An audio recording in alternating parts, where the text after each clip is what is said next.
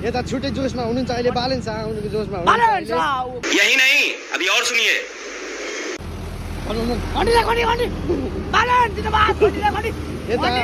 यता छुट्टै जोसमा हुनुहुन्छ अहिले बालन शाह आउनुको जोसमा हुनुहुन्छ एकदम छुट्टै जोसमा हुनुहुन्छ अहिले एकदमै घन्टी एकदमै बालन आयो भने देश सुध्रिन्छ है म पनि सुध्रिन्छु हो एकदम उहाँ पनि सुध्रिनुहुन्छ अरे एकदमै